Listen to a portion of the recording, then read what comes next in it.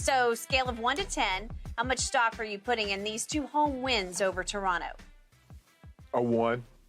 I felt Philly were the better team. They have the better player. They have, two of the three best players that's on the court. James Harden, not the way he's been playing, Skip. But I thought they had no answer for Joel Embiid. And Tyrese Maxey is growing up right before our eyes. But, Skip, if you think the Philadelphia 76ers are getting out of the Eastern Conference and going to win a title with Tyrese Maxey as your second-best player, that's not going to happen. There's a reason why you trade 3 starters. There's a reason why you give up draft picks. You didn't give up that so James Harden can be your 4th leading scorer. James Harden needs to be consistently your second-best player, and he's been anything but that in the first round. Now, I will give Philly credit. They done what they were supposed to do. They held serve at home. And when you look at it, Skip, Greg Trent Jr. gave you 0 points last night. He gutted up. He couldn't go. No Scotty Barnes. So there's not a surprise that they lost, and they lost in the fashion that they did. They put up a pretty good effort, but they're only going to go so far because I feel that Philly is the better team. But, Skip, this is about moving forward. You're not going to get out of the East with James Harden playing the way he's playing.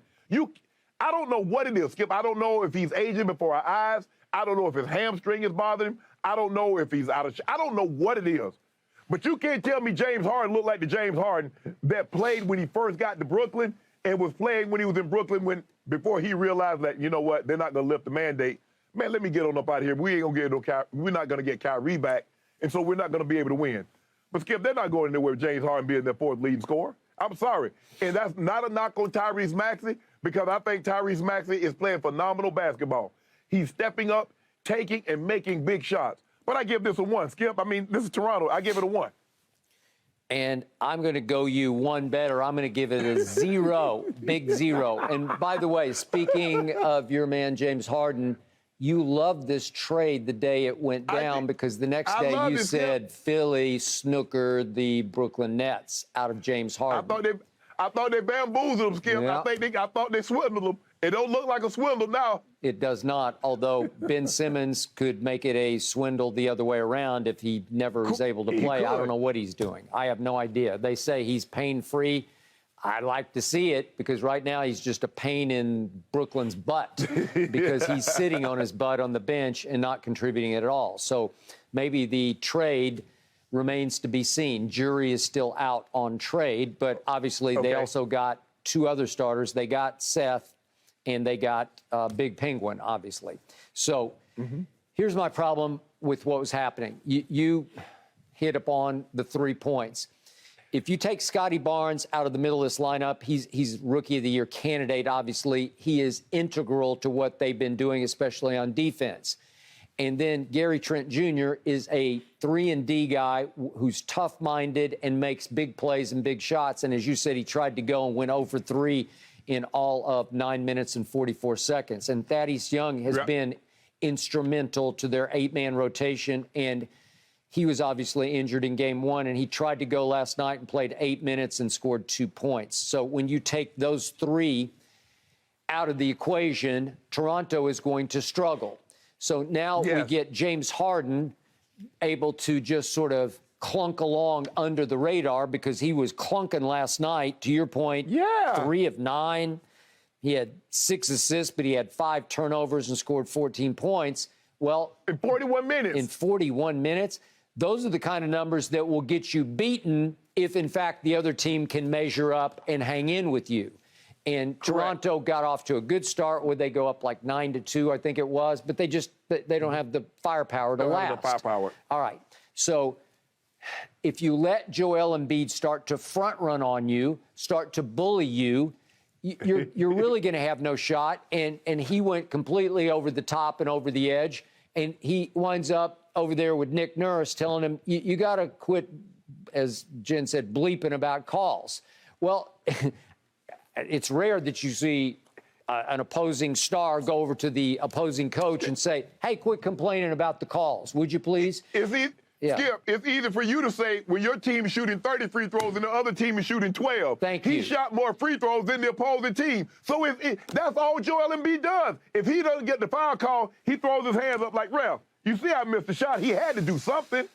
So before this series started, I thought Philly was going to be troubled enough because of James Harden that I gave Toronto a good shot at shell-shocking said Philadelphia 76ers. And it hasn't happened because they haven't been whole and they haven't been right. If they can get some people healthier, I think they could make things tough on Philly at Toronto in 3 and 4. But do I think they can beat them? I do not. So we'll see what Philly's fate is when we get to next round or maybe the next round. But the point is, I've loved Tyrese Maxey, and if you remember, I fought back to you. I said you cannot include Tyrese Maxey in any trade that would bring you James Harden, and they managed not to include him. And I love his guts, and I love his style, and I love the energy that he plays with, and he just plays with a flair where he is just fearless, and I love that about him. But to your point, if you're going to go places, it has to be Harden and Embiid, not Maxey and Embiid. I completely agree. Skip, I mean, James Harden, he only took 9 shots. He scored 18 points a game, shooting 35% over his last 10 games. You going home. James, I don't care. If James Harden continues to play like this, the Philadelphia 76ers are going home. Yep. It is probably going to be the next round. Because, look, Joel Embiid is going to be Joel Embiid. But they brought James Harden in to be the second best player, to be a guy that can take some of the pressure, like when they bring the double, take that pressure off of Joel Embiid. I'm sorry, you're not going anywhere with James Harden playing like this. Man took 9 shots in 41 minutes. I remember James Harden took 9 shots in 1 minute. Shannon, I agree with your take. He's starting to look old to me. It's like he's becoming an old man right before your very eyes. And I see Chris Paul, almost 37, just take over a game in the fourth quarter. And Chris looks so fit and so strong, and James looks so not in shape to me. Maybe he's never looked in shape. Maybe that's just the way his body's always looked, but it just doesn't look right, and I don't see the explosion. I don't see the quickness. I'm not sure I see the drive and the fire that I've seen in days back in Houston. Skip, but here's the thing. You know this.